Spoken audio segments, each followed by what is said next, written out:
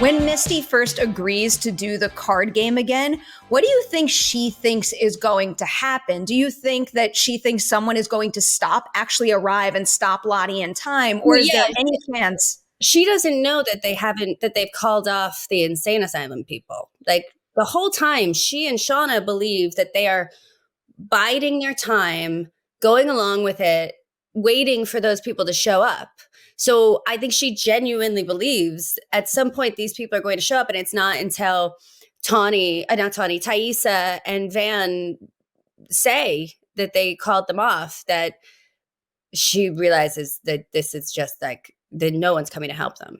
So at that point, how does her feelings about the game shift for you? Is it Well, a situation where there's any it fear? becomes very extreme. Beforehand, she's going along with it. Probably no one's going to die. She can probably get in between Lottie and Shauna if she needs to, but then I think for long enough until somebody shows up. But then I think once she realizes no one's coming, that's when everything becomes very extreme. The stakes are very high. And she does believe that somebody is going to die. And if you do have the memory of the wilderness chooses, then even just seeing a gun pointed at someone you love, like, well, what if the wilderness chooses to have like Lisa trip and her gun goes off? You know what I mean?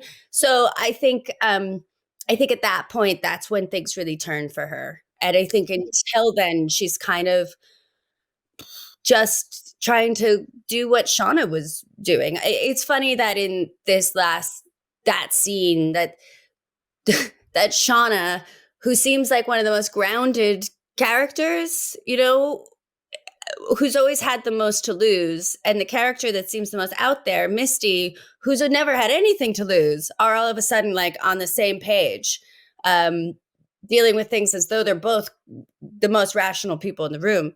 I thought that was interesting. Do you think that Misty's whole mentality about this whole thing would have been different had she not had her vision in episode 7 and reconnected with Walter? I do. I think that that's one of the interesting things about what she gets from her vision, because everybody has different visions, and it's funny that hers is so positive. But what is interesting about that vision is that it gives her something to lose, whereas normally Misty in every scene is the one character with nothing to lose, because she doesn't really care about what they did in the past in terms of feeling bad about it or being worried that anyone will ever find out. So all of a sudden she goes into a situation like this with something to lose. And so she can't just sort of separate herself and be sort of like amused like she normally is, or like curious what's going to happen. She has to actually be invested in an emotional way about something. And for her, it's making sure that she doesn't die because she finally has something to live for. I love that addition to the character so much.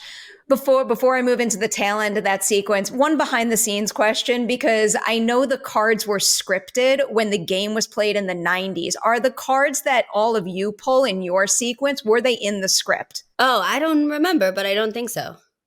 Oh, I don't remember. Sometimes I don't read the stage direction though, so...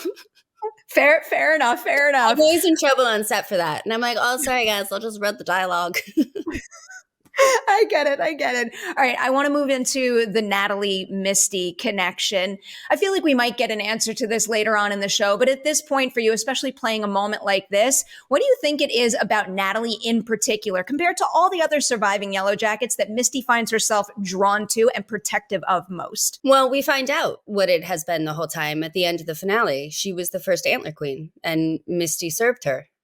So that's what it is. She's the original antler queen. I guess the follow-up to that would be, if Lisa had stepped in and pointed that gun at anybody else other than Natalie, do you think Missy still would have done what she did? No. When did you, as the actor working on this show and working with Juliette as a scene partner, first find out that Natalie was not going to make it through season 2?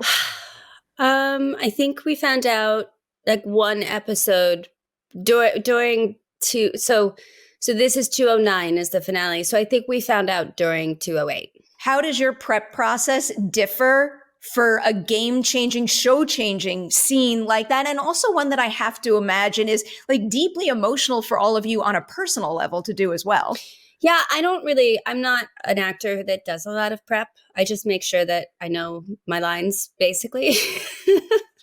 um, uh, and obviously there's probably some subconscious, like I think about the scene, but I don't really have a lot of, like I don't have a thing that I do. There's no structure to it, basically. Um, and when I have to do an emotional scene, I, I don't know. I'm not sure exactly what my prep is. I guess I'm much more of like a subconscious actor, and I rely on the words really to evoke the emotion. With this, I will say, we were all really devastated at the idea that we would lose Juliette and that she wouldn't, devastated the idea that she might not be a part of the show anymore. We've all gone through quite a bit.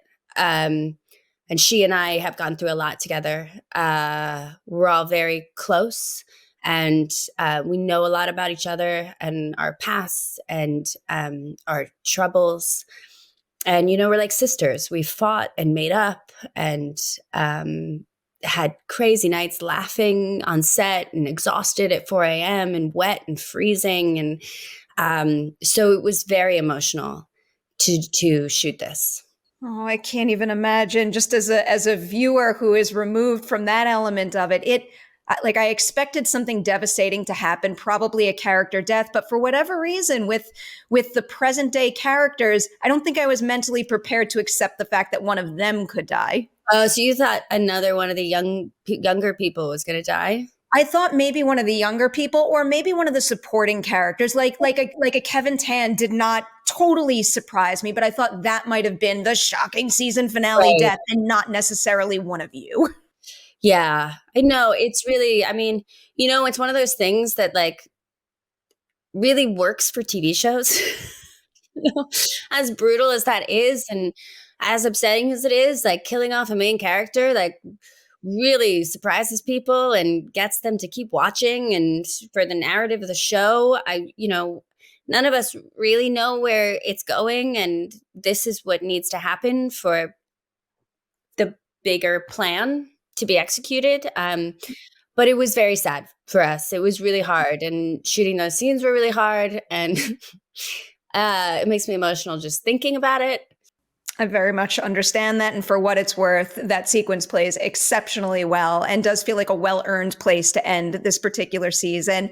I'll leave you with two kind of theory questions to look forward to season 3 to a little bit. First, do you think that Misty will blame herself for Natalie's death, and how might she process that death differently than, let's say, a Crystal or a Jessica Roberts? Well, I would say that since we've had her, we finally in this show, this season, saw her question herself. We've never seen that before. And it didn't even seem like it was something she could do. And she does it very surfacely. Obviously, it's not gnawing at her. Or else, or maybe it is, and it has been. We don't really know.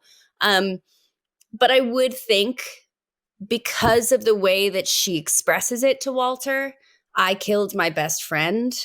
And because it's a repetition of something that happened to her in the past, killing her best friend, I would think that this will be something that she blames herself for. All right, last question before I let you go, because the last time you were on Ladies Night, I asked you what Misty thinks her greatest weakness is at the end of season 1, and you What did I highlighted. say? I think you said pretty much nothing. You highlighted her arrogance and the fact that she has no fears, and now I am very curious to ask you that question again, but for season 2, what do you think Misty thinks her greatest weakness is at the end of this season?